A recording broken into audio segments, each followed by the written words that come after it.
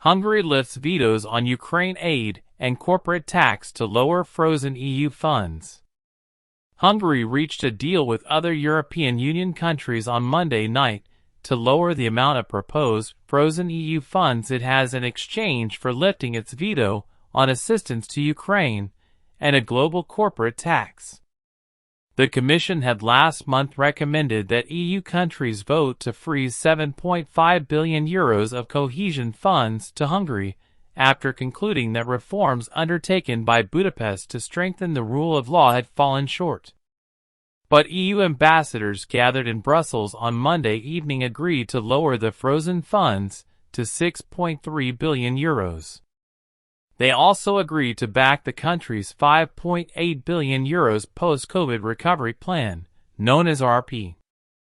In exchange, Budapest lifted its veto on two key files that required unanimity: an €18 billion assistance package to Ukraine and a global corporate tax. Mega deal! EU ambassadors approved in principle a package of €18 billion in support for Ukraine, 15% minimum tax for big corporations, approval of Hungary's RP, and an agreement on conditionality, the Czech presidency of the Council said on Twitter.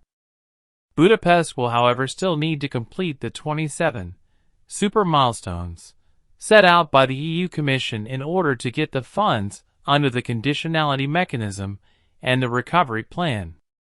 These include reforms to strengthen judiciary independence, new rules on auditing and reporting on EU funds, the creation of new independent anti-corruption bodies, and stronger rules to crack down on conflicts of interest. A senior EU official said last month that it expected Budapest to attain these milestones before the end of the first quarter.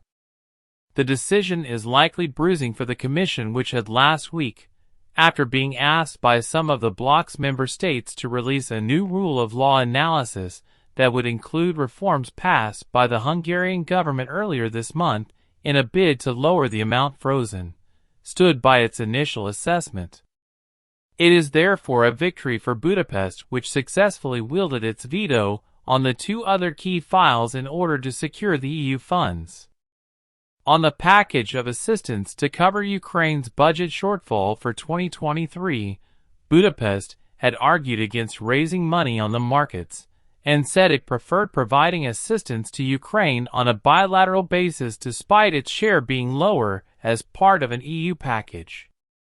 It opposed the global corporate tax, known as Pillar 2, for months, arguing that with the world economy in the slump because of COVID-19 and Russia's war in Ukraine, it was not the time to raise taxes. Yet it upped taxes for small businesses over the summer, triggering mass protests.